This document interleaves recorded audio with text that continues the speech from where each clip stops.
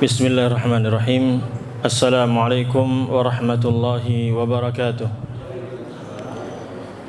Innal hamdalillah nahmaduhu wa nasta'inuhu wa nastaghfiruh wa na'udzu billahi min shururi anfusina wa min sayyiati a'malina. Man yahdihillahu fala mudilla lahu wa man yudlil fala hadiya lahu. Ashhadu an la ilaha illallah wahdahu la syarika lahu wa ashhadu anna Muhammadan abduhu wa rasuluh sallallahu alaihi wa ala alihi wa ashabihi wa sallama tasliman katsira.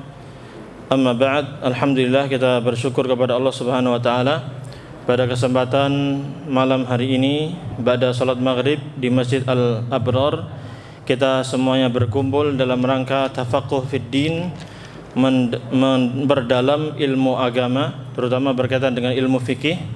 Semoga dengan berkumpulnya kita di sini, Allah Subhanahu wa taala memberikan kepada kita rahmatnya. Allah Subhanahu wa taala angkat derajat kita di sisinya. Allah berfirman, "Yarfa'illahu alladhina amanu minkum walladhina utul ilma darajat." Allah akan mengangkat derajat orang-orang yang beriman di antara kalian dan juga orang-orang yang berilmu. Allah akan angkat beberapa derajat lebih tinggi daripada orang yang sekedar beriman. Jadi orang-orang yang beriman, beramal saleh, itu Allah akan angkat derajatnya semuanya.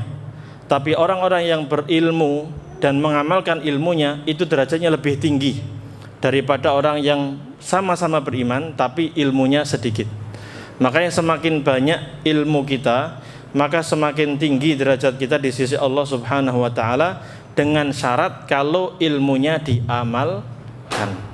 Kalau ilmu agama ini diamalkan, maka akan mendatangkan keberkahan dari sisi Allah Subhanahu wa taala.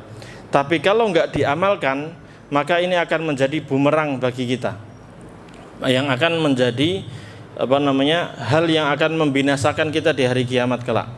Oleh karena itu Allah Subhanahu wa taala menjadikan Al-Qur'an ini sebagai hujjatun laka aw alaika. Dalam hadis Rasulullah SAW bersabda, Al-Qur'anu hujjatun laka aw alaika. Al-Qur'an itu hujjah, argumentasi yang akan membelamu atau yang akan menghancurkanmu, tergantung. Kalau kita membaca Al-Qur'an, kita pahami, kita amalkan, insya Allah Al-Qur'an akan membela kita di hari kiamat. Tapi kalau kita mempelajari Al-Qur'an, nggak mengamalkan Al-Qur'an, atau bahkan nggak mau belajar juga tentang Al-Quran, nggak mau belajar tentang agama, maka Al-Quran akan menjadi hujjatun alaik, yang akan membinasakan kita di hari kiamat. Na'udzubillahi min dzalik. Pada kesempatan kali ini kita akan membahas tentang berpenampilan sesuai dengan syariat Islam. Jadi Islam itu juga mengatur kepada kita bagaimana penampilan kita agar sesuai dengan syariat Islam, yang pembahasannya lebih mengerucut kepada istilah sunnah-sunnah fitrah. Jadi sunnah-sunnah fitrah itu, ya, di dalam hadis Abu Hurairah radhiyallahu anhu menjelaskan itu ada 5. Ya, Abu Hurairah radhiyallahu anhu meriwayatkan bahwa Rasulullah sallallahu alaihi wasallam bersabda, sunnah-sunnah fitrah itu ada 5. Yang pertama adalah khitan, sunatan, supit bahasa Jawanya. Kemudian yang kedua, membersihkan atau mencukur habis bulu kemaluan. Kemudian yang ketiga apa? Memotong atau mencukur kumis kita. Yang keempat adalah mencukur atau menggunting kuku. Yang kelima adalah mencabut bulu ketiak. Ini riwayat yang diriwayatkan oleh Abu Hurairah radhiyallahu anhu, dikeluarkan dalam kitab Sahih Bukhari dan juga Sahih Muslim. Nah, di riwayat yang lain dari hadis Aisyah radhiyallahu anha, Rasulullah SAW bersabda ada 10 sunnah-sunnah fitrah, itu ada 10. Jadi ditambah tadi 5, sekarang ditambah berapa? 10. Yang sebagainya telah disebutkan sebelumnya. Jadi kalau di total nanti sekitar 11. Tapi sebenarnya ulama menyatakan bisa jadi lebih dari itu. Pokoknya yang berkaitan dengan penampilan, kebersihan dalam Islam itu tentang sunnah-sunnah fitrah. Jadi Rasulullah SAW bersabda dalam hadis Aisyah radhiyallahu anha, ada 10 amalan sunnah fitrah. Ya, yang pertama adalah mencukur kumis. Yang kedua, memelihara jenggot. Yang ketiga adalah bersiwak, membersihkan gigi. Yang keempat ada istinsyak, Membersihkan hidung dengan cara menghirup air ke hidung lalu dikeluarkan lagi. Istinsyak dan istinthar. Kemudian memotong kuku, mencuci ruas-ruas jari. Ini jari-jari ada ruas-ruasnya, kadang kotor, dibersihkan biar bersih. Kemudian mencabut bulu ketiak, memotong bulu kemaluan. Intiqasul ma itu istinja, membersihkan kemaluan, dubur atau kubul setelah kita kencing atau buang air besar. Dan yang ke-10 adalah berkumur-kumur. Ya. Ya, kalau ditambah dengan hadis sebelumnya itu tambahi khitan, berarti ada sekitar 11. Ini kebersihan yang akan memperbaiki penampilan kita agar sesuai dengan sunnah, sesuai dengan syariat Islam. Hukumnya macam-macam. Jadi sunnah-sunnah fitrah maksudnya adalah ajaran-ajaran yang dianjurkan dalam Islam yang sesuai dengan fitrah manusia. Kalau dibersihkan maka penampilannya sesuai fitrah dan sesuai dengan syariat Islam. Nah, yang pertama telah kita jelaskan tentang khitan, sunatan kemarin telah kita jelaskan. Ringkasnya gimana? Hukumnya apa Pak? Kalau mazhab Syafi'i wajib bagi laki-laki dan perempuan. Kalau mazhab lain ada yang mengatakan wajib bagi laki-laki, sunnah bagi perempuan. Nah, telah kita jelaskan kemarin panjang lebar, silahkan dilihat lagi videonya. Kemudian kita masuk ke bab berikutnya berkaitan dengan siwak. Siwak itu apa? Ya, kita lihat penjelasan para ulama biar kita tidak salah paham. As-siwaku, kata penulis, as-siwaku ma'khudun min saka idza dalaka. Saka yasuku siwakan. Itu artinya menggosok. Maksudnya adalah apa? Wa huwa fil istilah isti'malu 'udin aw nahwihi fil asnan liyudhhiba as-sufrata wa ghairaha anha. Yaitu menggunakan batang pohon atau rantai pohon atau yang semisal dengan itu untuk membersihkan apa? Gigi agar tidak kuning, untuk membersihkan kuning dari gigi. Kalau gigi nggak dibersihkan biasanya apa? Warnanya kuning. Atau membersihkan kotoran lain, bekas-bekas makanan itu dibersihkan. Nah, di sini disebutkan bisa dengan batang, biasanya batang siwak itu ya. Istilahnya batang siwak itu, kayu itu, atau yang semisalnya. Nanti penulis akan menjelaskan boleh pakai apa? Sikat gigi dan odol yang ada di masyarakat sekarang. Boleh. Sama saja, yang penting gunakan apa saja, yang penting untuk membersihkan apa? Gigi kita.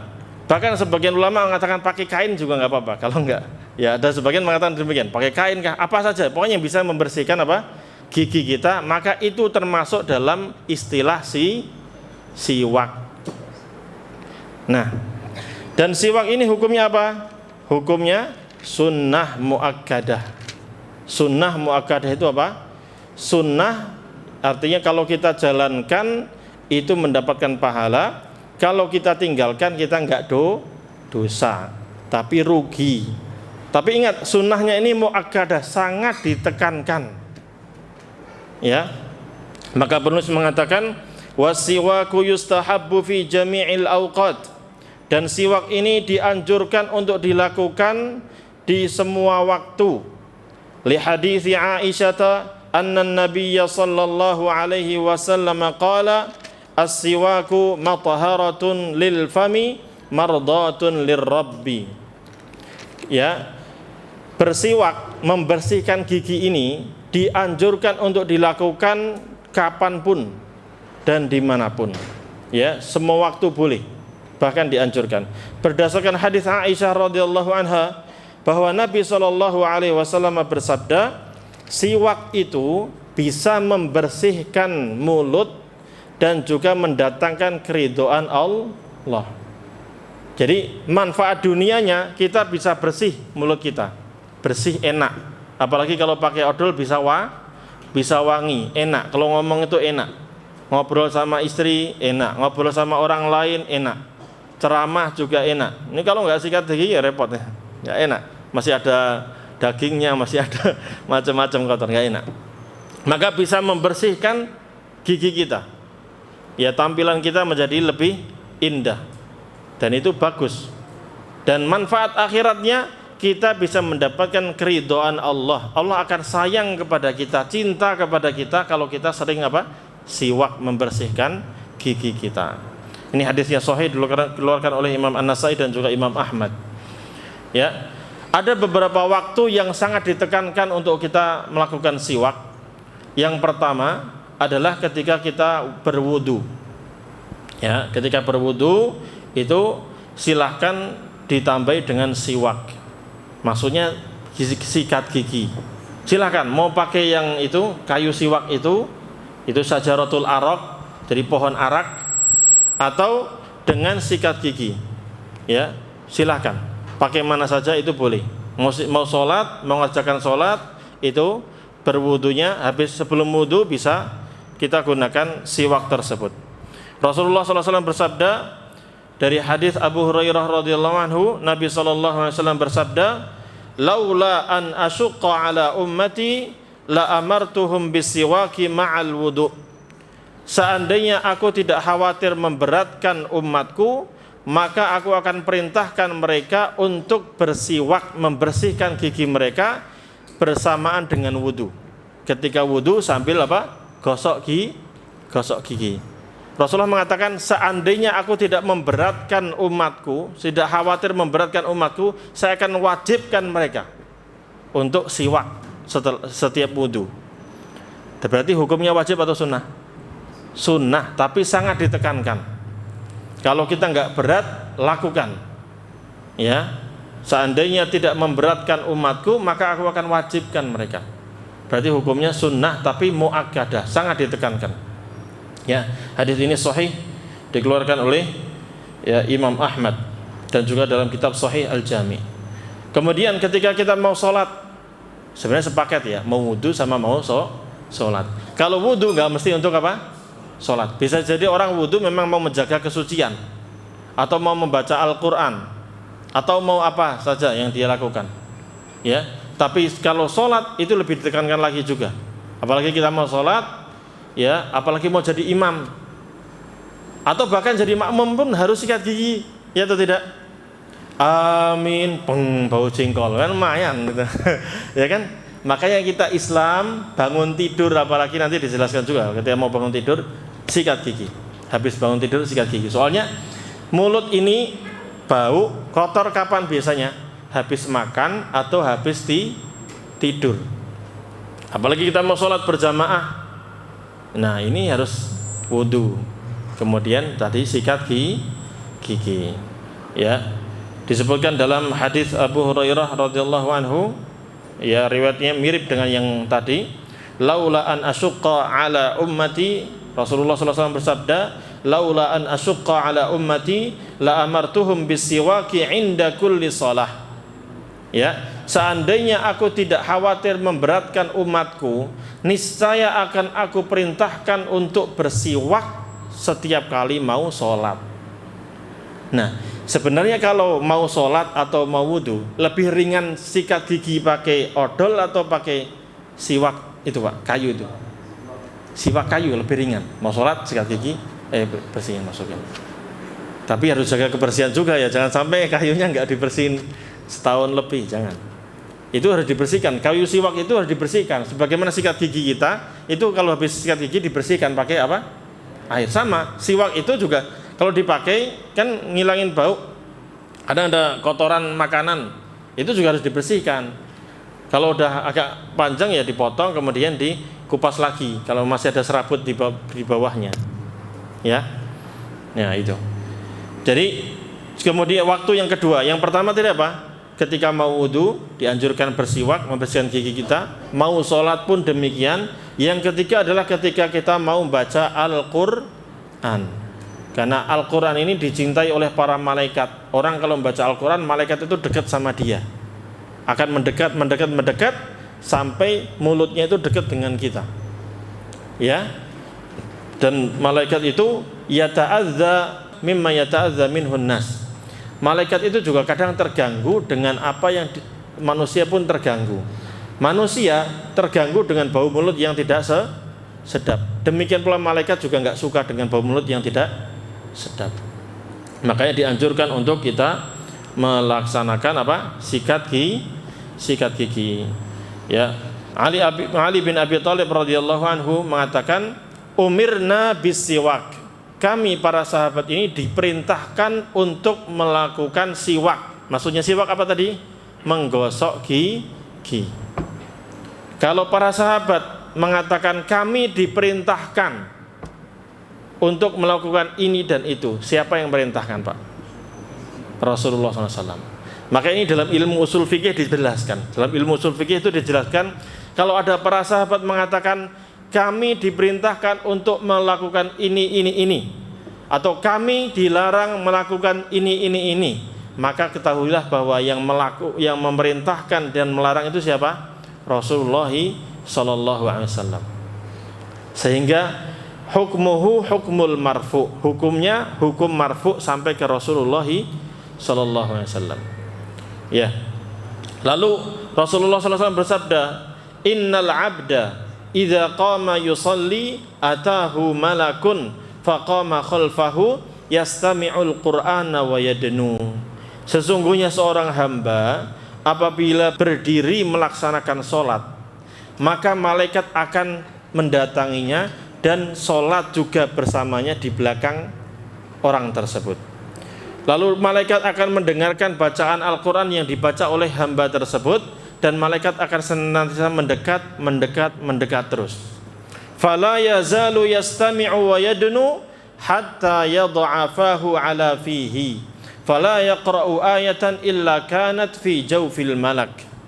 Maka malaikat akan senantiasa mendekat ke orang tersebut yang membaca Al-Quran dan melaksanakan sholat, sampai meletakkan mulutnya pas di depan mulutnya orang tersebut, sehingga bau mulutnya juga tercium sama siapa? Malaikat. Makanya di sini dianjurkan untuk apa? Bersiwak. Jadi dianjurkan untuk bersiwak, membersihkan gigi kita ketika kita membaca Al-Quran. Kemudian yang keempat, ketika kita mau masuk rumah, kita akan ketemu dengan siapa? Orang yang kita cintai. Siapa itu? Istri kita, anak-anak kita, orang tua kita. Maka kita akan ngobrol dengan mereka, berbicara dengan mereka. Maka kita ingin, ya, bau mulut kita juga wangi. Ketika senyum itu lebar, ya itu tidak. Kalau belum gosok gigi, habis makan rendang di luar, ya tiba-tiba masih ada tuh sambelnya nempel, masih ada dagingnya nempel, nggak enak. Ngobrolnya nggak bisa luar biasa. Apalagi hubungan suami istri, ya berpelukan, ciuman, ya kan? Itu kalau mulutnya bau nggak enak, Pak. Ya atau tidak? Jangan sampai ketika kita bersihkan mulut kita hanya ketika malam pertama saja. Setelah sudah bertahun-tahun nggak bersihin, kasihan istri kita, kasihan pasangan kita. Ya, ini salah satu kunci biar kehidupan rumah tangga itu mesra, ya langgeng. Kuncinya di situ juga. Jaga kebersihan, ya, sikat gigi, biar bau mulutnya wangi, bersih. Ya, sebagaimana hadis Al-Miqdam bin Suraih dari ayahnya. Ia mengatakan, saya bertanya kepada Aisyah radhiyallahu anha, bi ayyi syai'in kana yabda'un nabiyyu sallallahu alaihi wasallam idza dakhala baitahu. Apabila Rasulullah sallallahu alaihi wasallam mau masuk ke rumah itu, apa yang pertama kali beliau lakukan? Yang pertama kali dilakukan oleh Nabi Muhammad itu apa? Maka Aisyah radhiyallahu anha mengatakan bisiwak. Yang pertama kali dilakukan oleh Rasulullah adalah beliau siwak dulu. Sebelum ketemu keluarganya, sebelum ketemu istrinya, beliau siwak dulu, bersihkan dulu apa? Giginya. Biar ketika ketemu istri itu wangi. Nah, kira-kira bapak-bapak siap nggak nih ngamalin? Siap, Pak, ya? Habis pulang dari kantor, capek-capek. Nah, masuk rumah dulu. Ya kalau mau sikat gigi di kantor juga nggak apa-apa. Tapi kalau mau nggak sempat, ya udah masuk rumah. Yang pertama kali lakuin apa? Sikat gigi. Gitu kalau giginya nggak bersih ya. Tapi kalau bersih ya sudah langsung. Sikat gigi baru ketemu keluarga. Nah, ini diantara yang dianjurkan dalam Islam. Ya, sama sebenarnya ya. Mau ketemu orang di luar pun kalau bisa kayak gitu juga. Mau kajian, mau sholat tadi, mau meeting, ya kan? Apalagi mau tambah relasi, mau dagang, mau jualan. Ya kalau kita mau ngobrol sama orang enak, lebih leluasa kan apa?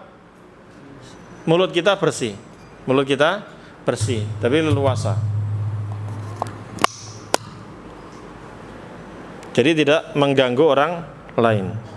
Baik. Ya, kemudian yang dianjurkan juga ketika kita bangun malam, apalagi mau sholat malam, kita juga dianjurkan untuk bersiwak. Tadi, karena kalau kita tidur itu biasanya apa?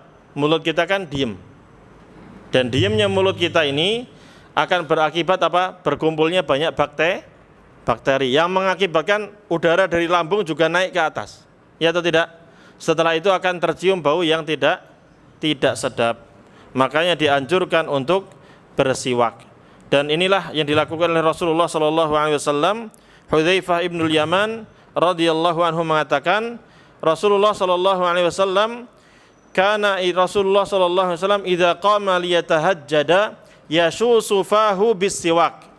Rasulullah SAW itu apabila bangun untuk melaksanakan sholat tahajud, beliau menggosok mulutnya, giginya dengan apa? Siwak. Ya, ini hadisnya sahih diriwayatkan oleh Imam Bukhari dan Muslim. Jadi ini yang dianjurkan ya. Dianjurkan, bersihkan gigi kita, bersihkan mulut kita, agar kita mendapatkan kebahagiaan di dunia, dicintai oleh manusia dan juga dicintai oleh Allah Subhanahu wa taala. Lalu lihat, penulis mengatakan wa yustahabbu fis siwaki isti'malu 'udil arak. Dan dianjurkan dalam bersiwak, membersihkan gigi ini ya, kita gunakan dengan batang atau ranting pohon arak. Arak itu pohon yang kita kenal dengan pohon siwak itu, yang sering dijual itu. Nah, itu dianjurkan karena di sana banyak manfaat. Ya silahkan, sudah banyak penelitian tentang kandungan yang ada dalam dahan atau ranting tersebut. Manfaatnya besar. Bahkan ada seorang syekh yang sudah 20 tahun berdakwah di Jepang, beliau bercerita, saya pernah datang ke rumah sakit untuk periksa gigi. Lalu dokternya itu melihat kepada gigi saya. Ya, meneliti karena sakit, kemudian diteliti, dilihat. Lalu dokternya lihat ada apa tuh? Siwak di kantongnya Syekh. Lalu ditanya sama dokternya, ya Syekh, apa itu? Ini siwak. Saya biasa menggunakan untuk bersihkan gigi saya.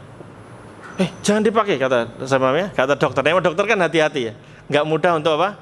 Merekomendasikan sesuatu kepada orang lain. Dia hati-hati, jangan dipakai dulu. Saya akan teliti dulu. Enggak. Kalau Anda ambil ini saya nggak punya lagi. Soalnya kalau mau beli ini saya harus impor dari mana? Dari Saudi. Harus impor, susah. Di Jepang ini jarang dijual. Makanya beliau bilang, yaudah, kalau mau dipotong aja sebagian.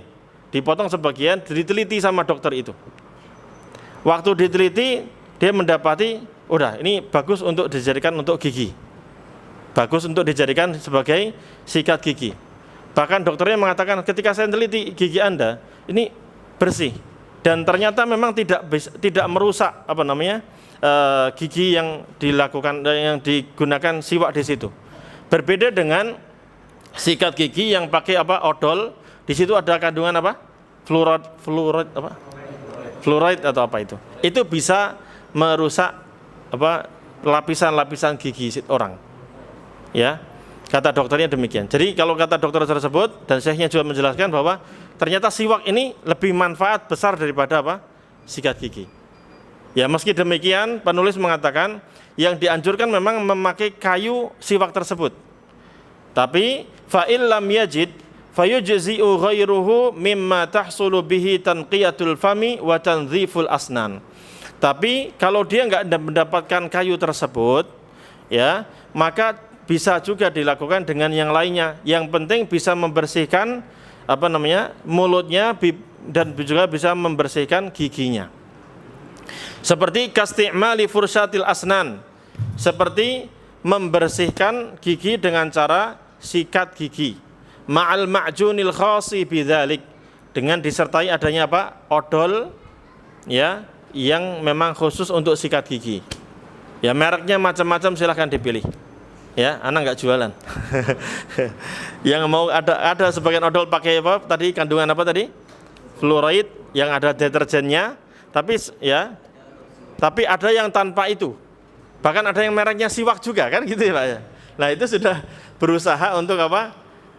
Bahkan dicampur kandungan siwak di situ. Batang siwak itu entah gimanain dicampur sama kandungan tertentu menjadi odol tersebut. Silakan, itu bebas. Ya, itu dibolehkan kata penulis. Karena inti dari siwak adalah membersihkan gigi kita agar bersih, nggak kuning dan juga nggak kotor dan juga biar wangi, enak. Ya, ini harus diperhatikan. Kemudian di antara sunnah-sunnah fitrah yang harus diperhatikan adalah tadi kita memotong kuku. Ya, penulis mengatakan berkaitan dengan waktunya. Ya, kalau siwak tadi waktunya bebas, yang dianjurkan berapa tadi? Ada 5. Ketika kita mau wudu, mau sholat, mau baca Al-Quran, mau masuk rumah ketemu keluarga, dan juga ketika bangun tidur untuk melaksanakan sholat, atau bangun tidur untuk mengapain saja, karena setiap waktu tidur bau, ya kita bersihkan. Ya, kemudian penulis mengatakan, apakah dalam memotong kuku, mencukur mencukur kumis dan mencabut bulu ketiak serta memangkas habis mencukur bulu kemaluan itu ada waktu tertentu? Kan sebagian orang menganggap disunahkan hari apa? Jumat atau hari Kamis malah Bapak. Nggak tahu dari Kamis dari mana. Ya. Sebagian menganjurkan hari tertentu. Sebagian malah melarang jangan potong kuku di malam hari. Ada atau tidak? Bagaimana dalam Islam? Dalam Islam penulis mengatakan hadhil khisalu la tatawaqqatu biwaqtin muayyan. Ya, amalan tersebut itu tidak ada ketetapan waktu tertentu, sebenarnya bebas. Mau malam hari, mau siang hari, mau Senin, Jumat, Sabtu, Ahad, mau kapanpun itu dibolehkan. Wa innamadz dhabitu fiha al-hajah. Yang jadi patokan adalah kebutuhannya. Ketika kumis sudah mulai menutupi bibir, mulut, ya sudah potong. Ya atau tidak? Ketika kuku sudah mau semeter, ya udah potong. Ya, panjang, sudah kayak macan gitu, sudah 1 cm, 2 cm, potong sudah. Jangan melihara panjang-panjang. Ya, kadang orang beralasan, saya melihara kuku Ustaz, biar apa? Biar bisa buka botol. Ya. Ada yang bisa biar apa? Bisa korek-korek gitu ya Pak ya. Jangan, cari alat lain saja yang lebih bersih. Kuku ini Allah takdirkan dia tumbuh. Ya, dan Allah yang merintahkan kita untuk memotongnya. Jadi kita menjalankan potong ini dapat pahala Pak. Setiap potongannya dapat pahala dan bersih. Dan kuku ini kita gunakan untuk banyak hal. Yang kanan seringnya kita gunakan untuk makan, minum kan gitu. Kalau ada kukunya di sini hitam-hitam itu, wah itu kan bakterinya berapa itu? Nyampur sop masuk gini. Gorengan, roti, makan, wah gabung sudah jadi satu. Yang kiri apalagi? Ini kita gunakan untuk apa? Cebok, istinja. Lah kalau kukunya panjang-panjang nempel di situ Pak, ya, naudzubillah. Makanya diperintahkan untuk dipotong. Tapi memang waktunya nggak ada ketetapan.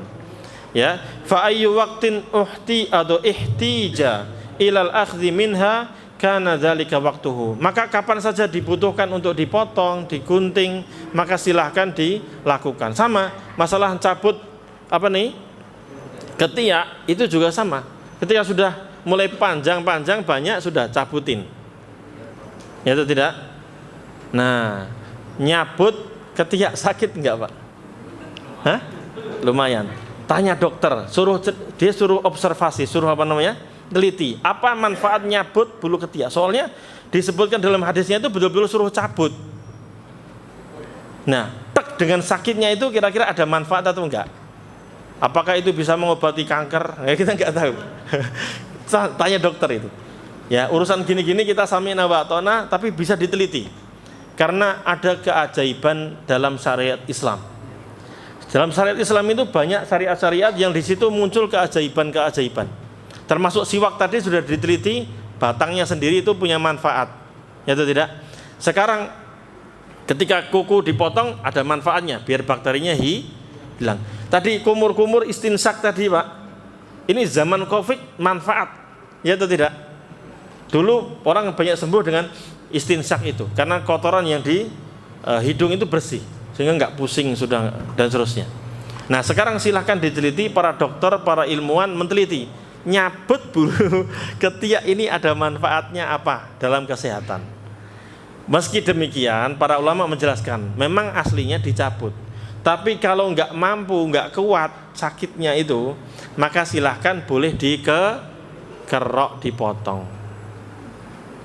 Nah gitu ya. Akan tetapi ma'asyiral muslimin rahimani wa rahimakumullah, yang diperhatikan adalah lakin yambaghi alla yutraka syai'un min hadza aktsara min arba'ina yauman. Akan tetapi hendaknya jangan sampai ini dibiarkan memanjang, ya, tidak dipotong lebih dari 40 hari. Nah, untuk waktunya jangan lebih dari 40 hari. Kukunya 40 hari potong sudah. Jangan sampai lebih. Sama kumisnya, bulu ketiaknya, bulu kemaluannya itu dibersihkan, jangan sampai lebih dari 40 hari. Ya, kalau bisa setiap pekan, biasanya lebih enak setiap pekan sih Pak. Kuku ini manjangnya kalau setiap pekan udah lumayan tuh. Berapa mili itu potong. Sama kumis juga demikian, potong setiap pekan, lebih enak. Nah, untuk waktunya bebas. Ya, Anas bin Malik rahimahullah atau radhiyallahu anhu mengatakan, "Wuqita lana fi qassis syaribi wa taqlimil adfari wa natfil ibti wa halqil anati alla tutraka aktsara min arba'ina lailah." Perhatikan perkataan Anas bin Malik radhiyallahu anhu. Telah diwaktukan atau diberikan waktu untuk kami, dibatasi waktunya untuk kami, ya, dalam menggunting atau mencukur kumis, memotong kuku, mencabut bulu ketiak, dan mencukur habis bulu kemaluan. Itu jangan sampai dibiarkan lebih dari 40 malam, 40 hari. Ini hadisnya sahih, dikeluarkan oleh Imam Muslim. Ketika Anas bin Malik tadi, sama seperti kaidah usul fikih tadi Pak, ketika ada seorang sahabat mengatakan telah ditetapkan waktu untuk kami, bahwa memotong hal itu jangan sampai melebihi, enggak dipotong lebih dari 40 hari. Siapa yang menyuruh ini Pak? Rasulullah sallallahu alaihi wasallam. Jadi ketentuannya sudah tetap. Kalau waktunya bebas, tapi jangan lebih dari 40 hari dibiarkan ini manjang. Wah, jangan. Untuk kumisnya dipotong, biar rapi. Taib. Kita akan rinci berkaitan dengan hal itu. Ya, berkaitan dengan memotong kumis ini kita akan rinci dari kitab lain. Ya. Sebelumnya berkaitan dengan potong kuku, Pak. Nah, potong kuku kalau waktunya nggak ada ketentuan ya, bebas, mau hari apa saja, mau siang, mau malam, pagi, sore boleh. Ya. Kemudian kalau harinya tidak ditentukan, kemudian maksimal berapa membiarkannya? 40 hari. Itu terkait potong kuku. Nah, adapun cara memotongnya dari mana mulainya? Nah, ini Pak. Yang jelas ada hadis yang umum diriwayatkan oleh Imam Bukhari dari Aisyah radhiyallahu anha. Beliau mengatakan, kana Nabiyyu sallallahu alaihi wasallam yu'jibuhu tayammunu fi tana'ulihi wa tarajjulihi wa tuhurihi wa fi sya'nihi kullihi. Nabi sallallahu alaihi wasallam itu sangat suka untuk memulai dari sebelah kanan. Dalam hal apa? Dalam memakai sandal, atau dalam menyisir, atau dalam bersuci, dalam semua urusan beliau lebih suka kalau dimulai dari kanan dulu.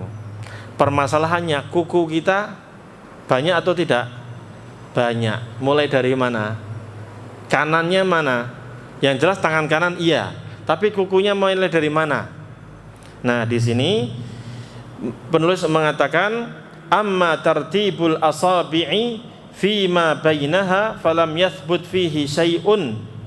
Adapun berkaitan dengan urutan kukunya sebelah mana dulu, ini enggak ada dalil yang kuat. nggak ada hadis yang jelas tentang hal ini.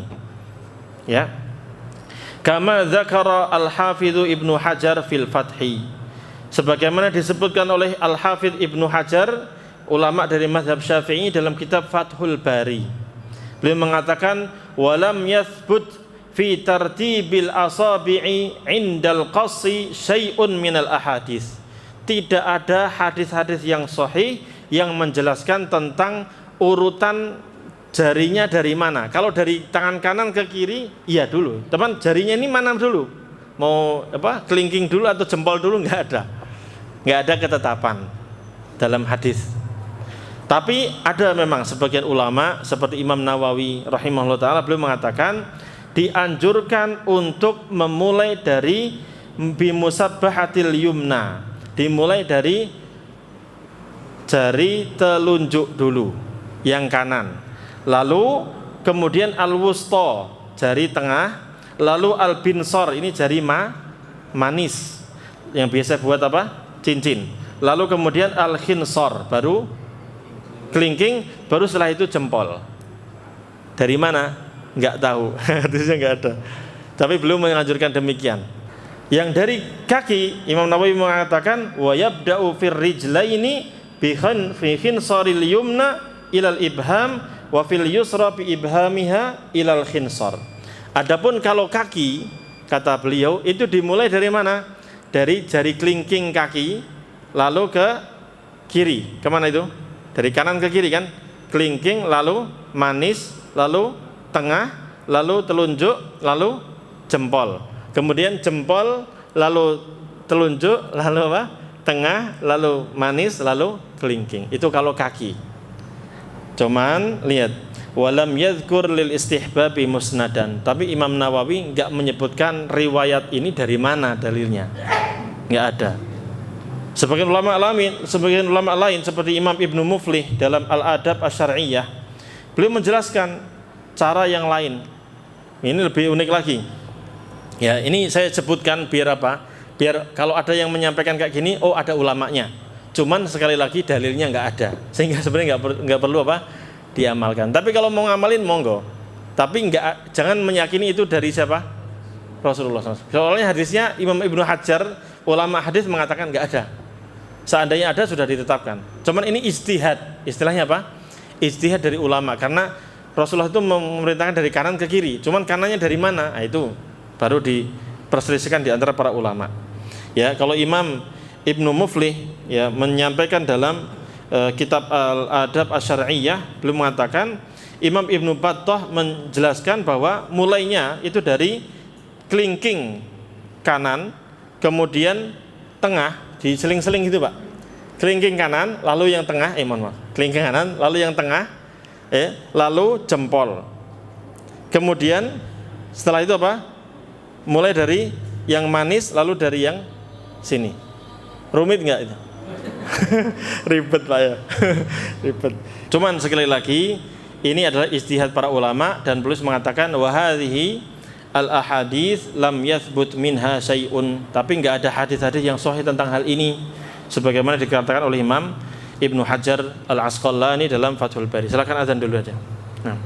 Jadi jelas ya, kalau masalah urutan tadi memang enggak ada ketetapan hadisnya yang sahih tentang hal itu, bebas aja. Silakan Anda mulai dari tangan kanan, cuman untuk jarinya bebas. Mana yang mudah, mau gini kah, mau gini silakan.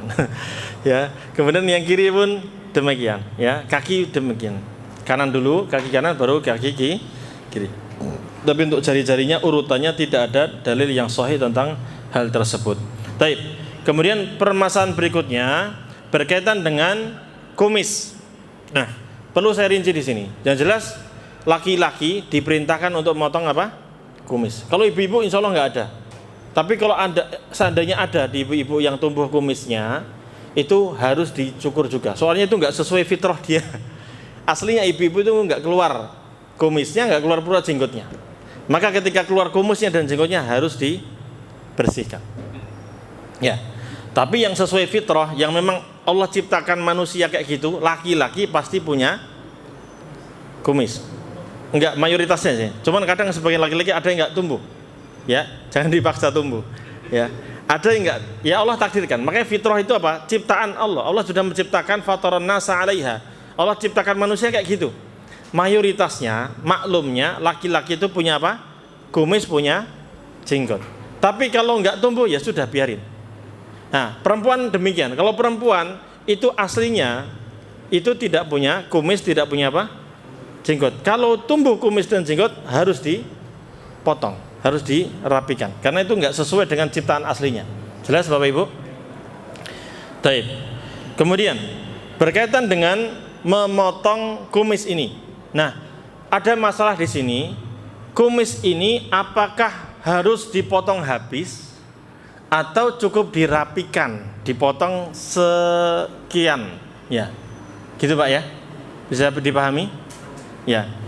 Di sini para ulama berbeda pendapat. Berkaitan dengan ini menjadi dua pendapat. Pendapat pertama mengatakan anna sunnata hiyal halqu bil kulliyah. Pendapat pertama mengatakan bahwa yang disunahkan adalah memotong habis keseluruhannya. Maksudnya Anda silakan dikerok pakai apa? Kerok, jadi bersih, klimis. Ya, sebagaimana ketika kita umroh itu, kalau kita umroh atau haji, kalau tahallul dia apa? Potong klimis. Nah, kumis pun demikian. Kata pendapat pertama. Dan ini adalah mazhabnya Imam Abu Hanifah dan dua sahabatnya. Masih ingat dua sahabatnya Imam Abu Hanifah siapa? Al-Qadhi Abu Yusuf dan juga Imam Muhammad bin Hasan Asy-Syaibani. Dua murid seniornya Imam Abu Hanifah. Kemudian inilah yang juga dikuatkan oleh banyak para ulama muhaqqiqin, para peneliti. Dalilnya adalah berkaitan dengan hadis-hadis yang ada tentang kumis ini. Nabi SAW mengatakan uhfus syawarib, ya, potonglah, ya, cukurlah, habiskan apa? Kumis Anda. Dalam Imam Bukhari dan Muslim. Dalam riwayat yang lain Bukhari dan Muslim juga lafadznya anhikus syawarib, potong habis kumisnya. Ya. Dalam riwayat lain juzus syawarib, ya, potong juga kumisnya. Nah, Imam At-Tahawi ini ulama dari mazhab apa? Hanafi. Beliau punya kitab yang terkenal tentang akidah disebut Al-Aqidah At-Tahawiyah. Beliau yang nulis dari mazhab Hanafiyah. Nah, beliau mengatakan fathabatat al-athar kulluha allati rawainaha fi hadzal bab wala tadadda wa yajibu bi thubutiha annal ihfa'a afdalu minal qassi. Maka riwayat-riwayat yang telah kami riwayatkan ini semuanya sahih dalam permasalahan memotong habis apa? Kumis ini. Dan tidak ada pertentangan dalam riwayat-riwayat tersebut sebenarnya. Semuanya maknanya sama. Dan menetapkan bahwa memotong habis itu lebih utama daripada memendekkan saja. Nah, beliau juga mengatakan wa amma wa hadza min bab min tariqil athar. Ini dari segi athar riwayat tersebut. Wa amma min tariqin nazar, adapun dari segi penelitian, ya, fa inna ra'ayna al halqa qad umira bihi fil ihram wa rukhisa fit taqsir. Dan kalau kita teliti dalam hukum-hukum, ya, memotong dan menggundul itu dalam ihram itu yang lebih utamakan apa Pak? Kalau tahallul itu umroh atau haji apa? Dihabiskan, dikerok habis. Maka itulah yang lebih utama daripada sekedar taksir. Taksir itu hanya memondekkan saja, disisakan setengah senti misalnya. Itu lebih utama motong habis, gundul atau apa? Atau motong pendek? Lebih utama apa? Gundulin, digundul klimis. Sama kata beliau, dalam hal memotong kumis pun demikian. Yang lebih utama adalah memotong habis. Taib. Fakanal halqu afdalu minat taqsir. Wa kana taqsiru man syaa fa'alahu wa man syaa zada alaihi illa an yakuna bi ziyadatihi alaihi a'zamu ajran mimman qassa. Ya, maknanya sama.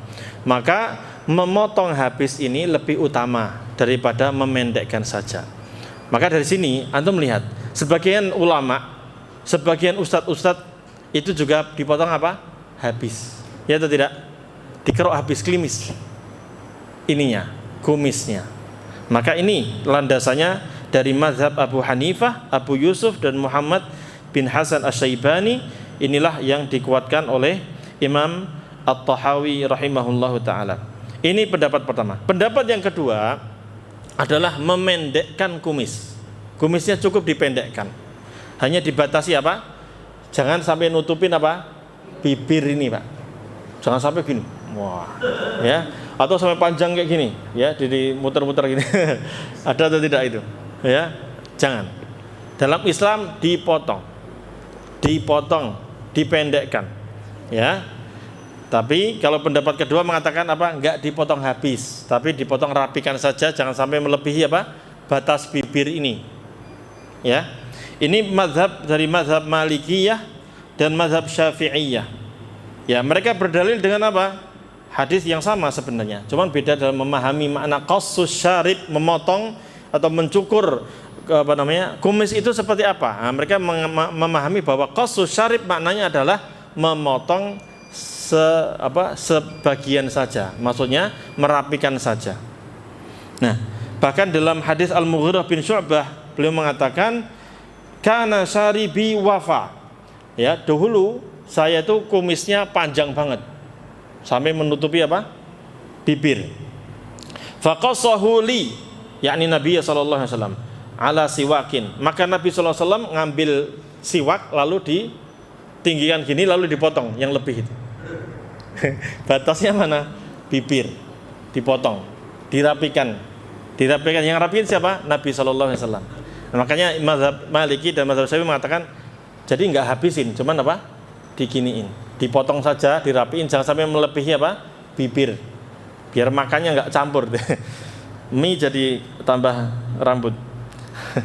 Kemudian Imam Malik rahimahullah ta'ala mengatakan, dan telah diriwayatkan dari Umar bin Khattab radhiyallahu anhu, apabila beliau itu ya sedih, ya mendapati hal yang menyedihkan beliau, maka beliau itu fatala syaribahu, beliau menarik-narik apa namanya? Kumisnya. Jadi kumisnya ditarik-tarik. Berarti kalau ditarik-tarik panjang atau pendek? Kalau gundul ditarik nggak ada, nggak ada yang ditarik. Ya, berarti agak panjang dikit. Maksudnya tadi nggak dipotong habis. Ini pendapat kedua. Jadi dari sini silahkan Bapak mau pilih mana silahkan. Oh, saya ini lebih estetik kalau apa? Kalau ada kumisnya lebih kelihatan apa? Maco misalnya, lebih kelihatan wibawa. Monggo silahkan. Ada dalilnya. Ada ulama yang berpendapat demikian. Ya. Oh enggak, saya pengen habis, potong habis. Karena biasanya dari mata itu kalau lihat bawah ada rambut gini-gini itu namanya ganggu. Ya udah monggo silahkan dipotong habis. Ya udah, kita saling apa? Saling memaklumi, silahkan diambil mana yang terbaik. Baik. Ada masalah lagi, Pak. Ini kan kumis kan dari sini ke sini ya. Sekarang ini namanya sibal lain. Ini apakah termasuk kumis yang berarti boleh dipotong atau termasuk jenggot yang enggak boleh dipotong? Nah, ini ada dua pendapat. Ya. Fa inda Syafi'iyyati wal Hanabilah huma minasyarib. Menurut ulama Syafi'iyah dan Hambaliyah atau Hanabilah, mazhab Hambali, itu adalah bagian dari kumis. Sehingga yang ini nih, yang gini nih boleh dipotong, boleh digunting, boleh dikerok. Jelas? Tapi ya menurut mazhab Hanafi dan juga mazhab Maliki, maka di sini ada dua pendapat. Di antara mazhab Hanafi dan Maliki itu berbeda pendapat di antara mereka. Sebagian mereka ada mengatakan itu termasuk kumis sehingga boleh dipotong. Ada sebagian mereka mengatakan itu termasuk jenggot sehingga tidak boleh dipotong. Jelas di sini? Sudah aman di sini? Sekarang kita ke bawahnya. Apa itu, Pak? Jenggot. Nah, jenggot ini batasan jenggot dari mana, Pak? Jenggot itu dari mana ke mana? Ya? Ya, kita akan kembalikan kepada para ulama. Saya juga sebenarnya dulu ragu, ini jambang ini masuk jenggot nggak nih? Saya dulu pelajari itu, pusing tanya ke sini, ini masuk nggak? Soalnya kalau dibilang masuk jenggot, dia dari atas tuh turunnya. Dia lebih nyambung ke atas sama rambut kan ya. Kalau rambut kan masih boleh dipotong, sehingga di sini jambang juga masih boleh dipotong. Apakah jambang ini itu masuk jenggot atau masuk rambut? Nah, saya dulu tanya-tanya ke para ustadz, saya lihat juga sebagian ustadz ada yang dipotong, sebagian ustadz ada yang dibiarin. Kalau yang nyambung dari bawah ke atas itu enak dilihat kan gitu. Tapi kalau yang nggak nyambung kadang agak aneh gitu. Ya atau tidak? Tapi ya namanya kita belajar ya kita harus berusaha untuk sesuai dengan syariat. Ya mau itu dilihat enak nggak enak ya sudah kita jalanin aja.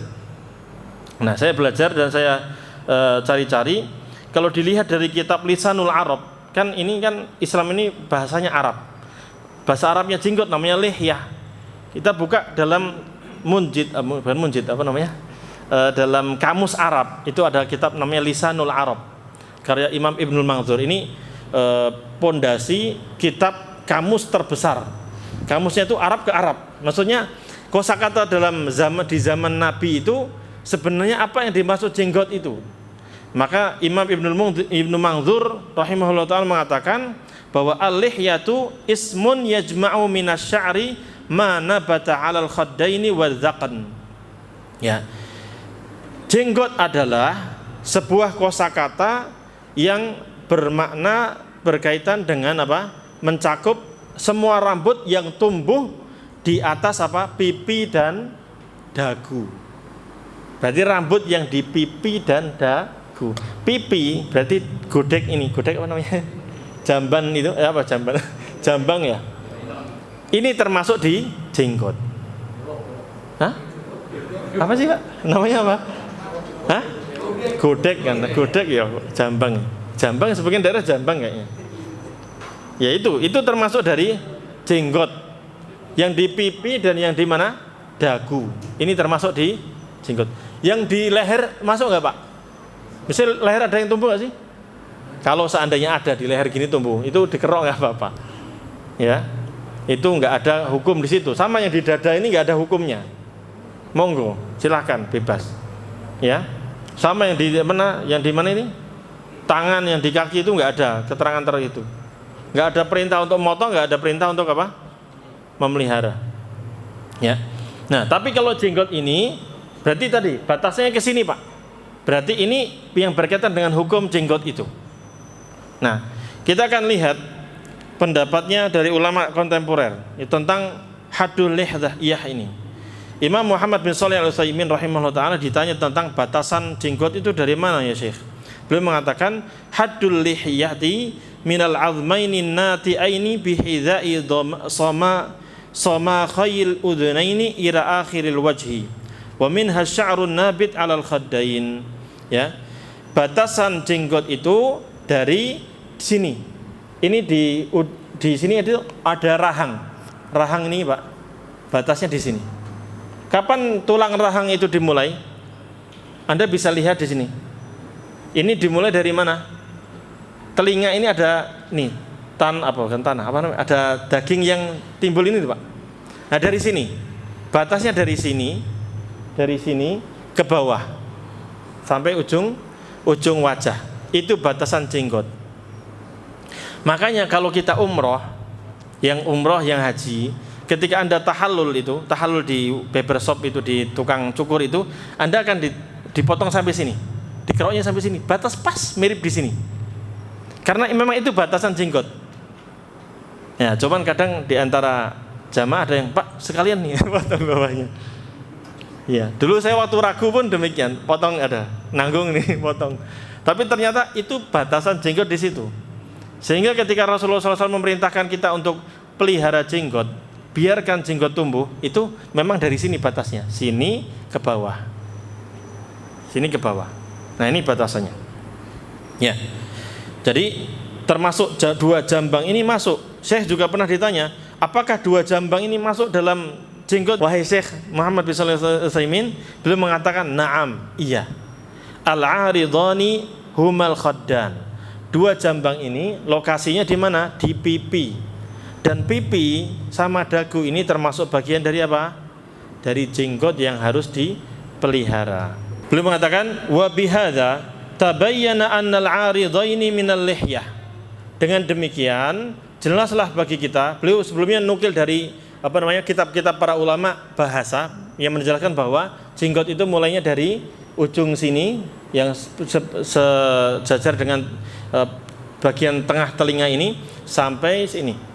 Setelah ini beliau menjelaskan bahwa inilah batasan jenggot. Sehingga jambang ini termasuk dari jenggot yang harus dipelihara. Beliau mengatakan fa'alal mu'min an yasbira wa yusabira ala ta'atillahi wa rasulih. Maka hendaknya seorang yang beriman, hendaknya dia bersabar dan meningkatkan kesabarannya untuk senantiasa mentaati Allah dan Rasulnya. Wa in kana ghariban fi bani jinsihi fatuba lil ghuraba. Walaupun nanti di masyarakat dia dinilai aneh, ya, melihara jenggot itu dinilai aneh di masyarakat.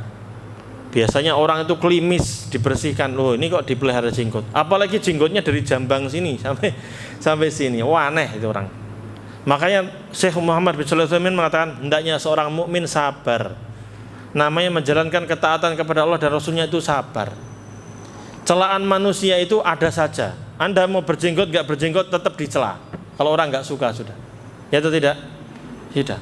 Makanya sabar, jalankan syariat ini. Hendaknya sesuai dengan Al-Quran dan Sunnah. Ya, walaupun nanti dinilai asing, maka ingat Rasulullah SAW mengatakan fatuba lil ghuraba. Maka berbahagialah orang-orang yang asing tersebut. Islam ini dulu datang dalam keadaan asing, dicela, dicaci maki oleh orang-orang, dan nanti di akhir zaman juga akan menjadi asing lagi. Orang-orang yang menerapkan syariat ini akan menjadi asing lagi. Maka berbahagialah al-ghuraba, orang-orang yang asing tersebut, ya, menjalankan agama Islam ini. Wal ya'lama annal haqqa innama yuzanu bi kitabillahi ta'ala wa sunnati rasulih sallallahu alaihi wasallam. Dan hendaknya seseorang mukmin mengetahui bahwa kebenaran itu harus ditimbang dengan timbangan Al-Quran dan Sunnah Rasulullah sallallahu alaihi wasallam. La yuzanu bima kana alaihi nas mimma khalafal kitab wa sunnah. Bukan ditimbang dengan kebiasaan yang dilakukan oleh manusia yang ternyata berbeda dan menyelisihi Al-Quran dan Sunnah. Maka hendaknya orang muslim kokoh dalam menjalankan syariat Islam ini. Termasuk diantaranya adalah memelihara jenggot, memelihara jenggot, ya. Dan ini harus kita berusaha untuk memeliharanya. Ingat Pak ya, tolong diperhatikan. Ini kadang orang salah paham. Yang disyariatkan itu memelihara jenggot. Artinya kalau kita tumbuh jenggotnya, Allah takdirkan tumbuh jenggotnya, dipelihara, jangan dipotong. Bukan artinya kita itu harus punya jenggot. Ini orang salah paham. Loh, kalau harus punya jenggot, orangnya tumbuh gimana? Dosa dong. Enggak gitu Pak, mohon maaf. Enggak gitu maksudnya. Kalau enggak tumbuh ya sudah, biarin saja. Dan enggak usah memaksakan diri pakai obat, ya. Pakai bawang misalnya, atau pakai kemiri, atau sebagian pakai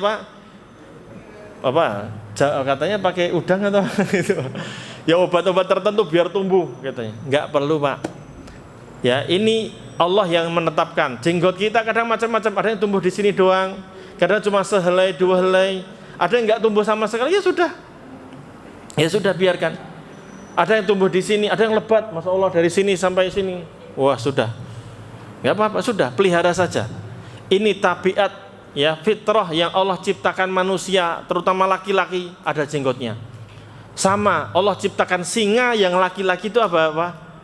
Jenggotnya singa itu Pak. Yang perempuan betina, singa enggak ada.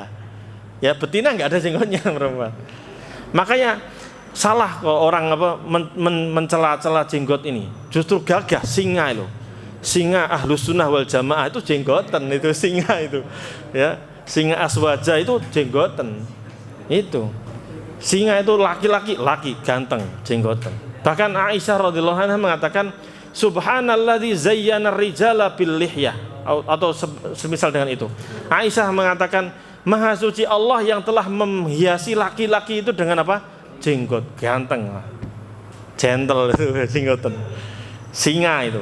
Nah, ya itu antum jangan minder, punya jenggot dibilang apa? Kambing. Kambing alhamdulillah buat kurban kan. Ya, kambing ada yang punya jenggot, ada yang nggak punya jenggot juga. Tapi singa, oh saya singa Pak, bukan kambing Pak, gitu.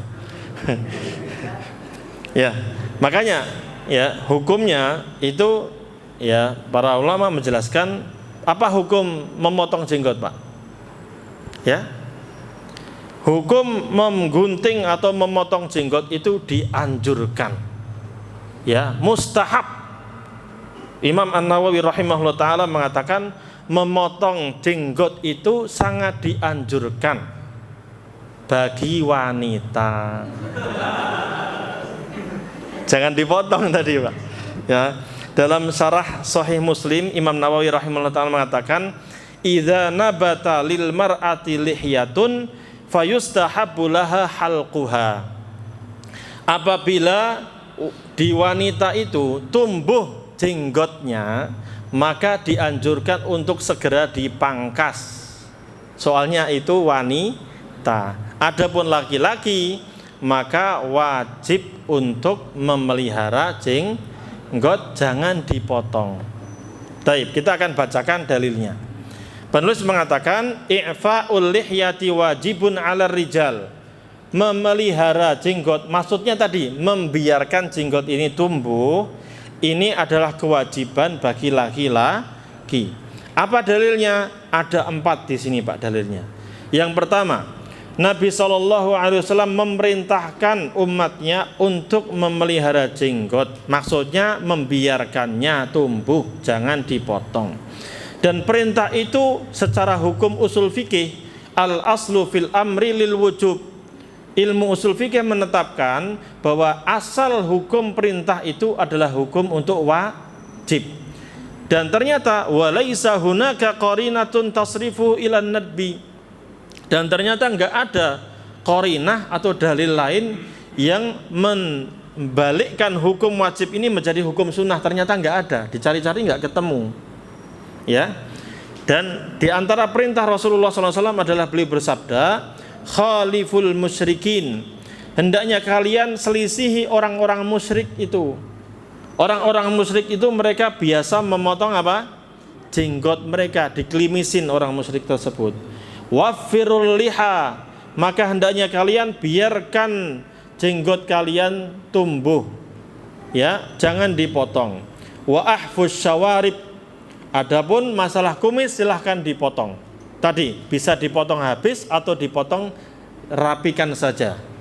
Taib. Ini hadis yang sahih riwayat Bukhari dan Muslim.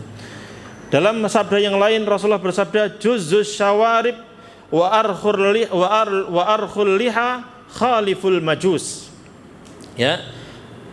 Potonglah kumis-kumis kalian dan biarkanlah tumbuh jenggot-jenggot kalian. Selisihilah orang-orang majusi, para penyembah api itu. Karena mereka ini, orang-orang majusi ini kebalik mereka. Mereka kalau kumis dipanjangin, wah diikat tuh, dikucir kumisnya.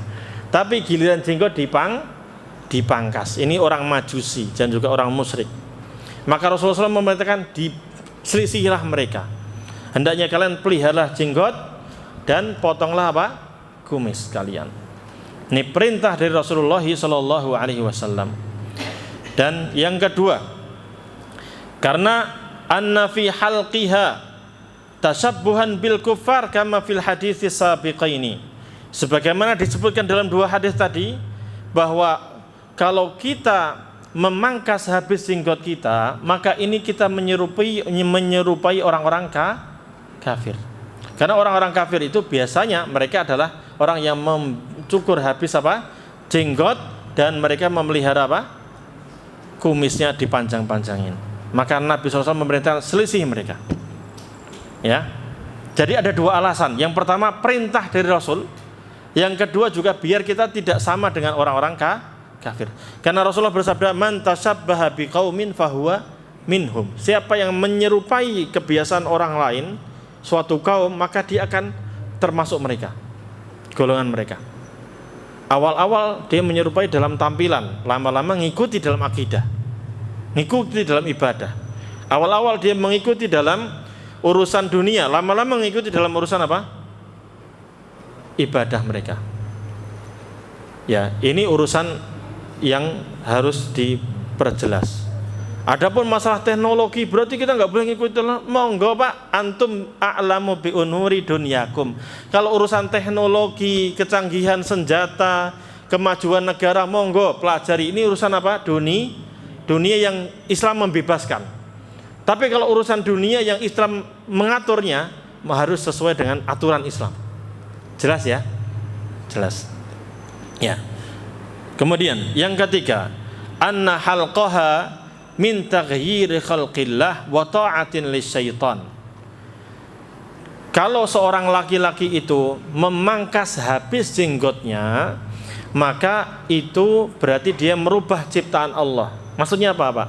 Allah itu sudah menciptakan laki-laki berjenggot. Sebagaimana Allah ciptakan singa yang laki-laki itu apa? Jenggotan. Maka ketika kita rubah itu, berarti kita telah merubah ciptaan Allah. Ya, itu perkataan penulis. Dan berarti kita telah mentaati syaitan. Ada setan dari bangsa jin, ada setan dari bangsa manusia. Ya, Rasulullah memerintahkan biarkan jenggotnya Pak. Setan manusia mengatakan potong Mas, nggak enak dilihat, nggak rapi. Ya, kadang godaan dari istri, dari anak, dari perusahaan.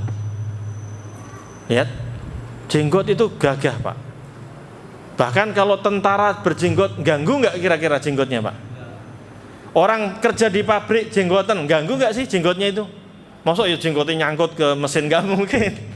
Oh dia kerja di kantor, masuk nyelip ke print, nggak mungkin Pak. Jenggot tidak akan mengganggu apa? Perusahaan tersebut. Sama, wanita berkerudung, bercadar, nggak akan mengganggu kerjaan mereka. Mereka akan profesional. Bahkan mayoritasnya orang-orang yang ya memegang teguh ajaran Islam itu rata-rata mereka lebih amanah, lebih jujur, lebih profesional, lebih disiplin masalah waktu. Mereka takut sama Allah. Ketahuilah wahai para pemimpin perusahaan, wahai para pemimpin masyarakat, orang-orang yang memelihara jenggot, orang-orang yang menutup aurat dari para wanita, cadar-cadar mereka adalah orang-orang yang takut kepada Allah. Kalau orang itu takut kepada Allah, mereka akan disiplin dalam masalah kerjaan mereka. Yakinlah itu. Jenggot aja pelihara, apalagi perusahaan. Pasti dipelihara. Aurat aja ditutup oleh wanita tersebut, apalagi kekurangan-kekurangan dalam perusahaan tersebut pasti akan ditutup dan akan diperbaiki oleh wanita tersebut. Ya. Kemudian yang keempat, kenapa laki-laki harus memelihara jenggot? Karena kalau anna fi halqiha tasabbuhan bin nisa, kalau kita memotong habis jenggot kita, ya, maka ini sama seperti wanita. Ya atau tidak? Perempuan enggak mungkin tumbuh jenggot, itu secara fitrah mereka.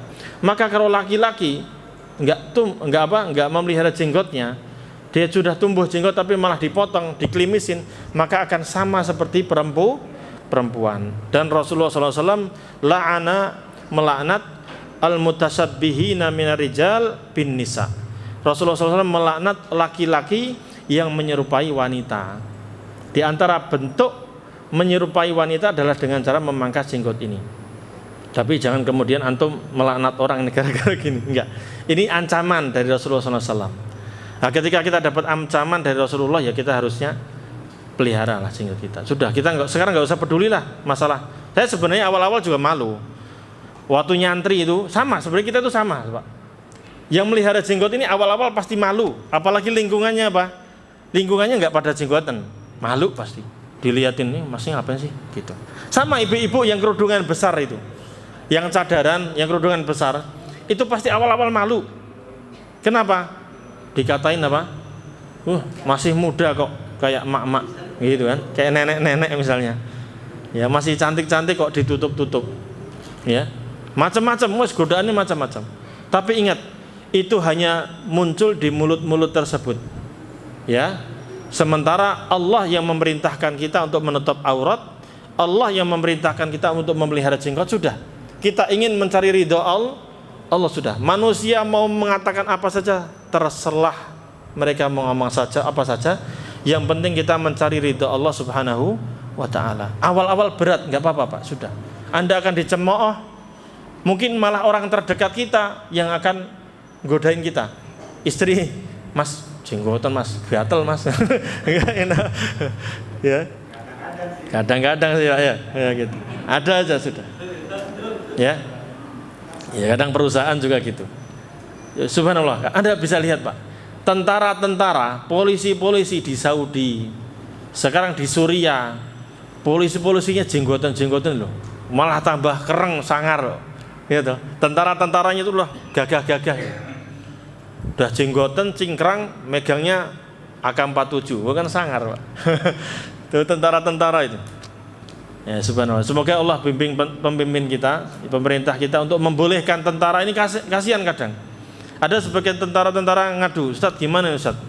Dalam perusahaan, dalam tentara selama jadi ASN, polisi, kami nggak boleh memelihara jenggot. Kecuali reserse, intelijen itu boleh malah. Intelijen malah boleh memelihara jenggot. Alhamdulillah tuh. Tapi subhanallah loh, tentara kalau polisi pakai jenggot, tambah sangar-sangar mereka. Ya, yang gentar itu orang-orang kafir pada gentar, takut mereka. Ya, makanya kita sebagai laki-laki harus gentleman, harus berani sudah, nggak usah cemen. Ya, kita harus jadi Superman. Ya, jangan jadi cemen. Ya, jangan takut-takutan kepada orang. Ya, Syekhul Islam Ibnu Taimiyah rahimahullah taala mengatakan, wa yahrumu halqu lihyatihi, laki-laki itu haram mencukur habis jenggotnya. Ya, bahkan Imam Ibnu Hazm dan juga ulama yang lainnya menukil ijma', kesepakatan para ulama ala hurmati halqil lihyah, haram hukumnya mencukur habis jenggotnya. Ya, sekarang ini hukumnya sudah kita tahu, hadisnya, kemudian nukilan ijma'nya sudah kita tahu, tinggal kita amalkan. Semoga Allah kuatkan hati kita untuk bisa mengamalkannya. Ya, jangan kemudian banding-bandingkan, loh Ustadz sana, atau tuh yang di Saudi juga pada potong, misalnya. Kan gitu, kadang orang membanding-bandingkan. Sudah, kita ingin ngikuti siapa? Rasul Sallallahu Alaihi Wasallam. Bahkan ini tadi Pak, ini termasuk sunnah-sunnah fitrah. Yang dahulu para nabi dan rasul juga kayak gini. Nabi Musa, Nabi Harun ini jenggotan Pak. Silahkan buka Al-Quran. Nabi Harun ketika dimarahin sama Nabi Musa ini kan galak, ya kan? Dulu waktu masih kecil saja, itu mukul nempeleng satu kali aja mati orangnya. Ya atau tidak? Sekarang Nabi Musa ini pulang dari Gunung Tursina, ya, bermunajat kepada Allah selama berapa? 30 malam atau 40 malam. Beliau turun, dapati umatnya malah nyembah patung sapi yang nyesatkan Samiri. Nah, sebelum Nabi Musa itu berangkat menuju Gunung Tursina itu, Nabi Musa itu berpesan kepada Nabi Harun, tolong jaga umatku. Kaum muslimin ini dijaga. Saat itu Bani Israel tolong dijaga. Nah, sepulangnya dari gunung selama 30 hari 30 malam atau 40 hari 40 malam, kok ternyata Nabi Harun tidak berhasil menjaga umatnya, sehingga Nabi Musa marah sama Nabi Harun. Kenapa Anda biarkan umat kita kok nyembah sampai berhala? Maka Nabi Harun mengatakan, la ta'khudh bilihyati wala bira'si. Wahai Nabi Musa, jangan tarik jenggotku. Jangan ditarik jenggotku. Engkau jangan marah. Saya sudah menegur mereka. Cuman mereka ini lebih menturuti siapa? Samiri. Lebih mengikuti Samiri daripada saya. Saya sudah menegur mereka tapi mereka enggak mau dengar. Maka la ta'khudh bilihyati wala bira'si. Jangan engkau tarik jenggotku ini. Berarti Nabi Harun jenggotan enggak? jenggotan. Sudah, kita ingin mengikuti Nabi Muhammad dan juga para nabi dan rasul yang telah terdahulu. Nah, hanya saja terakhir ada permasalahan jenggot ini batasan panjangnya sampai kapan? Sampai berapa? Ini kalau tumbuh terus bisa sampai semeter, 2 meter gimana? Nah, di sini ada perbedaan pendapat ya, berkaitan dengan batasan memotong jenggot ini. Ternyata ada ulama juga yang berpendapat bahwa jenggot ini boleh dipotong kapan? Ketika sudah melebihi 1 genggam. Maksudnya gimana, Pak? Ya, ini jangan disalahpahami juga. Kadang orang salah paham. Jadi jenggot ini kan panjang. Kalau sudah panjang melebihi gini kan, lalu lebih ini boleh dipotong. Boleh dipotong, tapi yang dipotong bukan dipotong semuanya. Oh, sudah selesai nih, berarti dipotong semuanya. Enggak. Tapi yang dipotong itu yang lebihnya itu. Ya, yang lebihnya. Makanya apalagi kan sebagian orang Arab misalnya, atau di Indonesia juga banyak. Ustaz di Indonesia juga banyak. Jenggotnya itu tebal. Nah, kalau sudah melebihi ini, boleh dia dipangkas sehingga kelihatan rapi itu loh. Ya, dipangkas. Melebihi apa? Qabdah. Nah, sebagian ulama mengatakan boleh.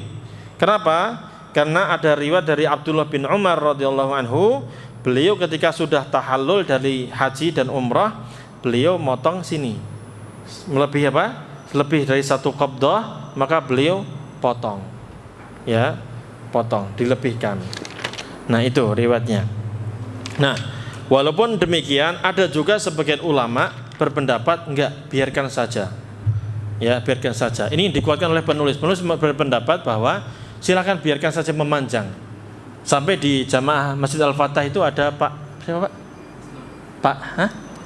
Pak Masna. Masna. Iya, itu jenggotnya panjang banget. Sampai berapa itu? Panjang banget. Ya monggo, itu kalau beliau berpendapat demikian silahkan. Tapi kalau beliau mau mengambil riwayat dari Abdullah bin Umar, dan Abdullah bin Umar itu yang meriwayatkan hadis tentang memelihara jenggot juga. Dan para ulama mengatakan ya, rawil hadis ya a'rafu bimarwiyihi. Sahabat yang meriwayatkan hadis itu lebih paham tentang maksud hadis tersebut. Ketika Rasulullah memerintahkan pelihara jenggot, lalu ternyata Abdullah bin Umar ketika sudah melebihi 1 genggaman, berarti yang lebih ini dipotong, berarti beliau lebih paham tentang hal itu, dan itu menunjukkan boleh. Ya, silahkan bagi yang mengamalkan demikian. Nah, itu berkaitan dengan jenggot ini. Mari kita berusaha untuk memeliharanya.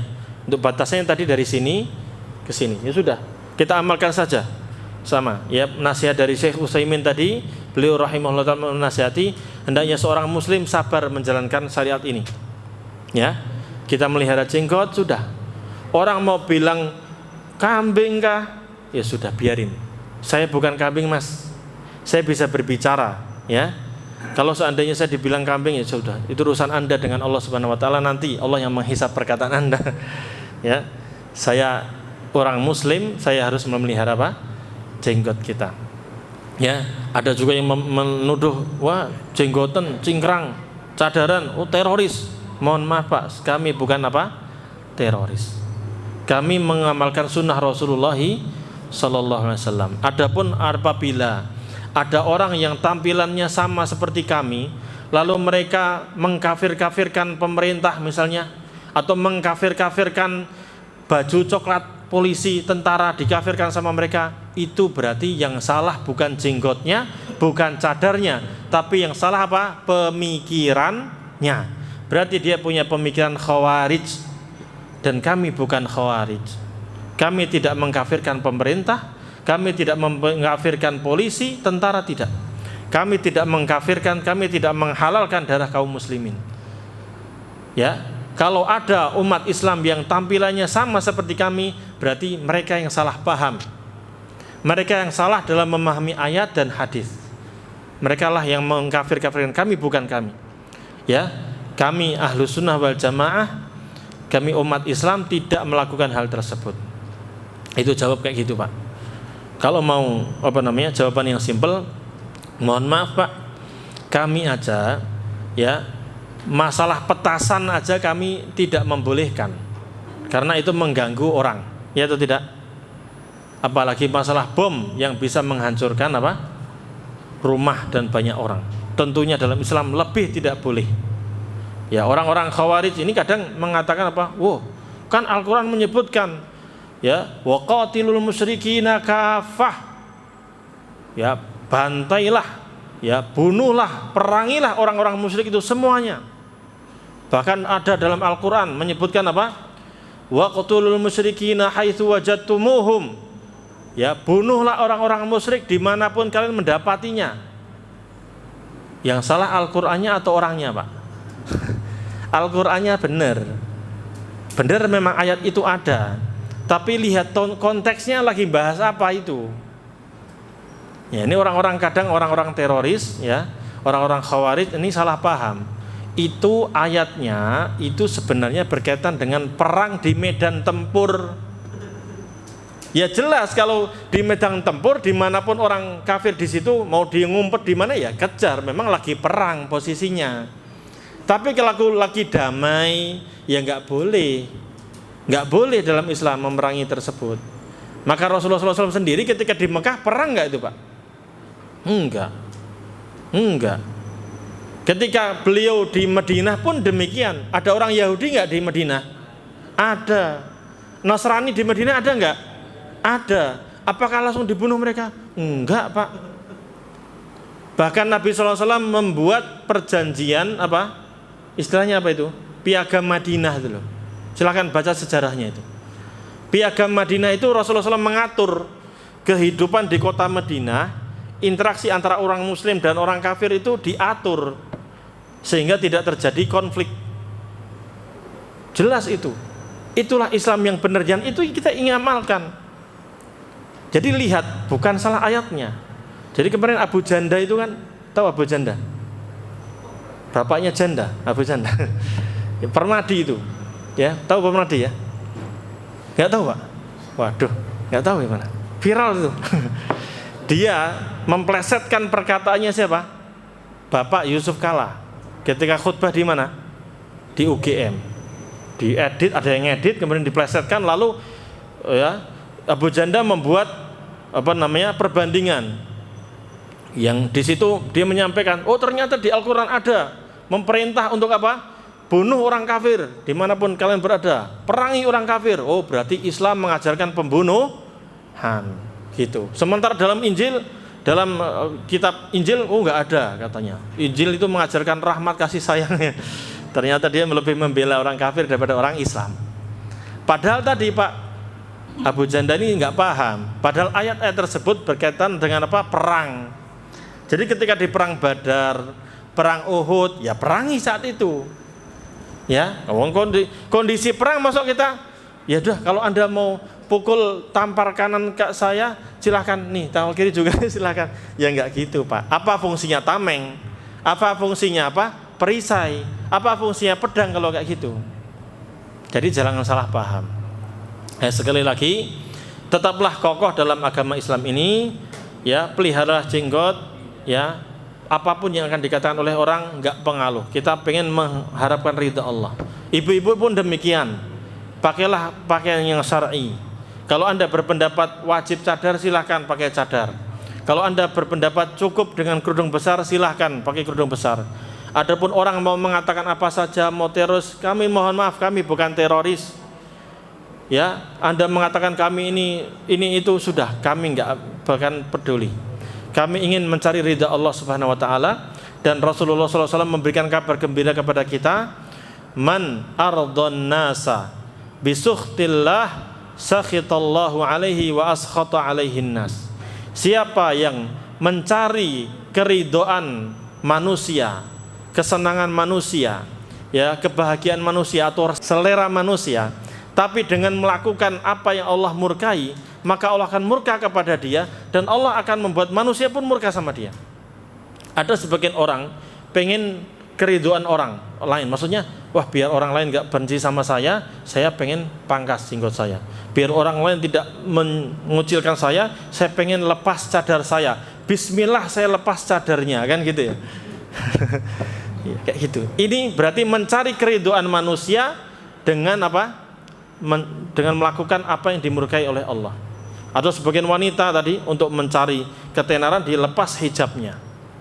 Sama kayak gitu. Rasulullah melanjutkan, "Wa man ardallaha bisukhtin nas radhiyallahu anhu wa arda anhun nas." Dan barang siapa yang betul-betul mencari keridhaan Allah walaupun dia harus melakukan hal-hal yang membuat manusia enggak suka sama dia, maka Allah akan ridho kepada dia, dan Allah akan membuat orang lain, akan ada orang-orang yang cinta sama dia. Sama, ketika kita berusaha untuk berpenampilan sesuai dengan syariat Islam, kita mencari ridho Allah, walaupun kadang orang nggak suka, lah apaan-apaan sih melihara kayak gitu, apa-apaan sih tampilannya kayak gitu, orang nggak suka. Ya sudah, biarin saja. Ingat, Allah akan ridho kepada kita, dan akan Allah sediakan orang-orang yang ridho dan suka kepada kita. Tinggal kita cari circle yang benar, lingkungan yang baik akan mendukung kita. Ya, semoga yang sedikit ini bermanfaat bagi kita. Itulah berkaitan dengan berpenampilan sesuai dengan syariat Islam, terutama dengan sunnah-sunnah fitrah ini. Dan dengan demikian selesailah pembahasan kita. Nanti insya Allah di pertemuan berikutnya kita akan membahas tentang macam-macam air, insya Allah ta'ala. Bagaimana demikian? Ada pertanyaan? Assalamualaikum warahmatullah. Tadi yang ngomong tentang 40 hari. Kalau lebih dari 40 hari, 2 hari, sebulan, setahun, atau nggak pernah, hukumnya apa? Haram, makruh. Yang kedua tentang jenggot, hukum kalau bukan dipotong, kalau dirapihin misalnya. Ya.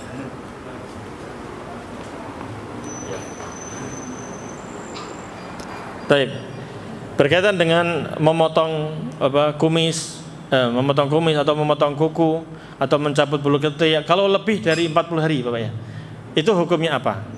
Yang kuku, bulu ketiak itu wallahu alam. Kalau kita kemudian lebih dari 40 hari, hukumnya haram atau makruh saya nggak tahu.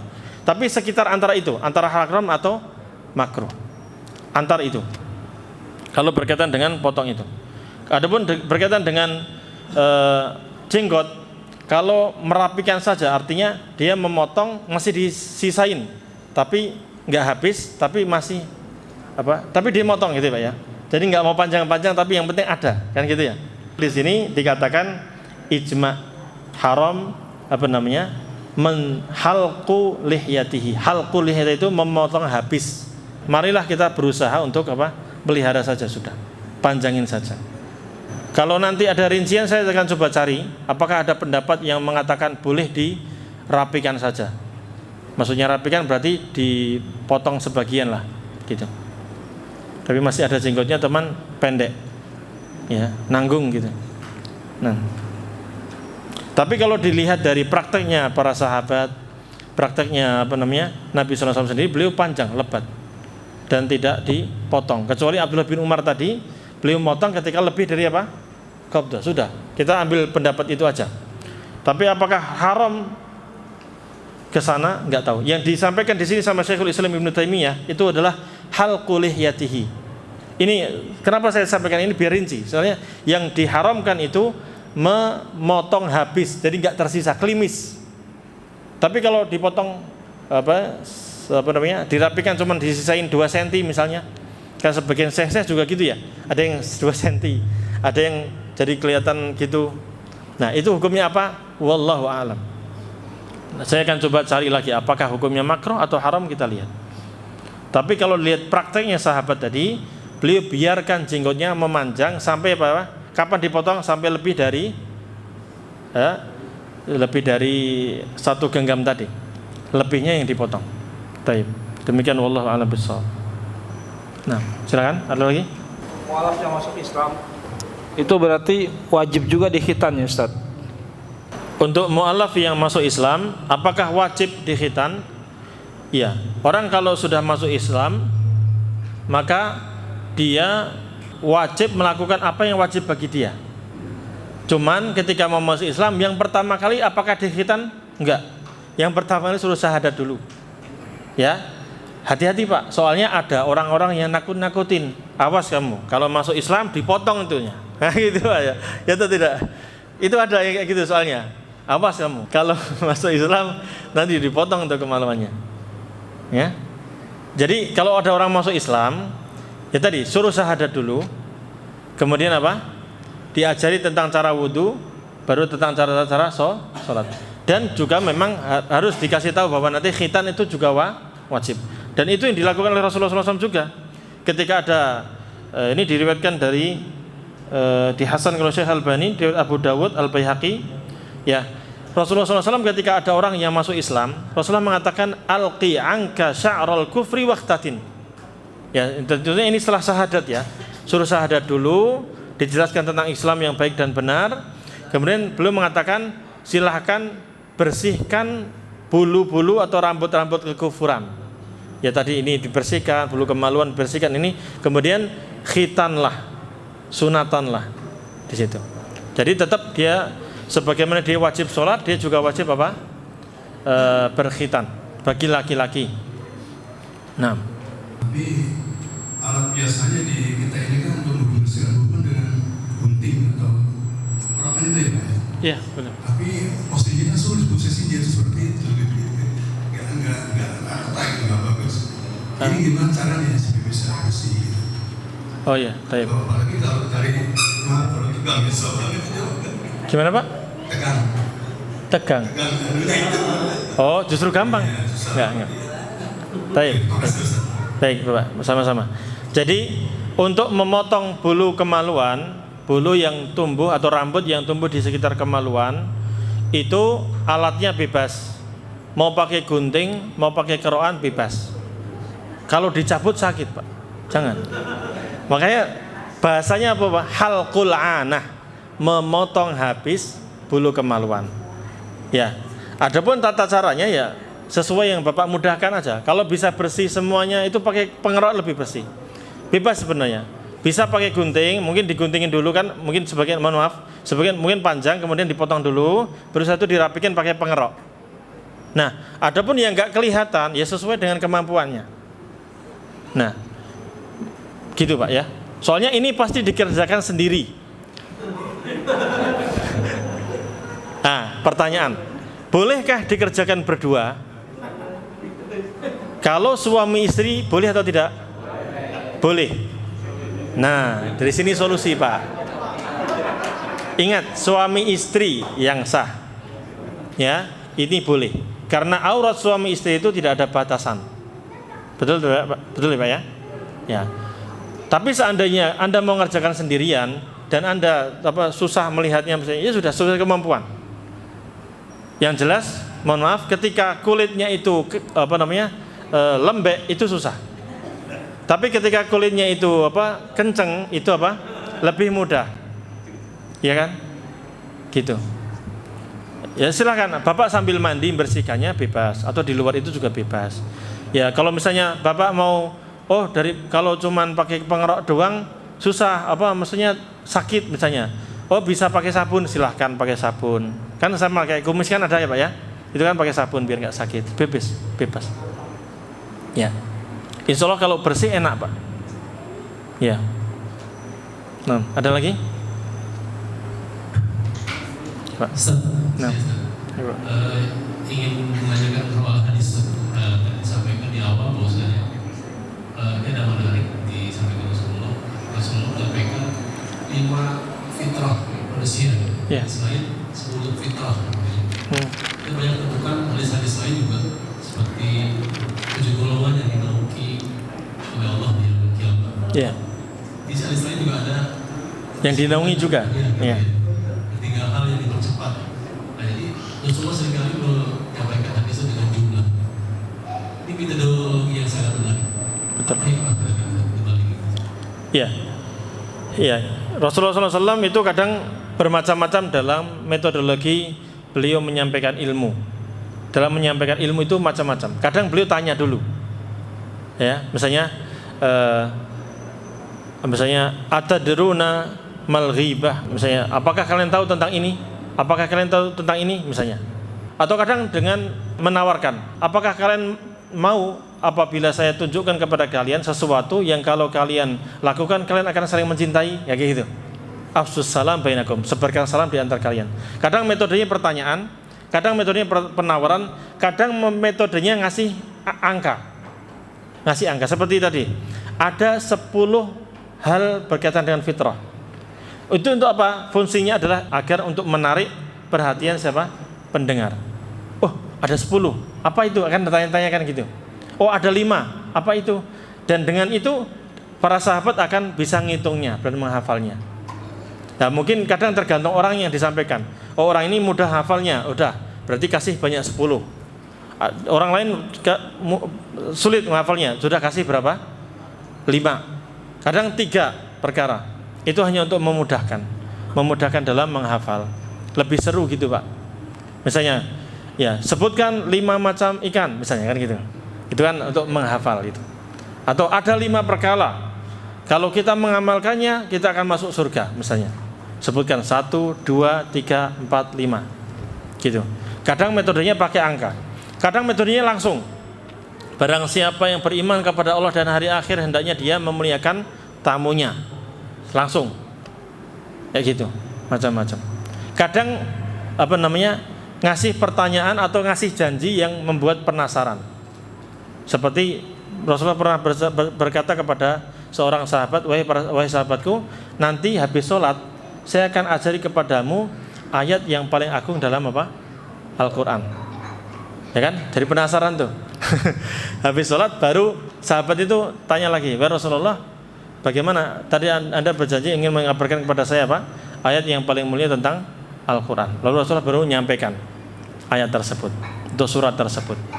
Nah, itu metode beliau. Kadang beliau juga ngajak boncengin orang lalu ngobrol. Lalu di situ ada soal jawab.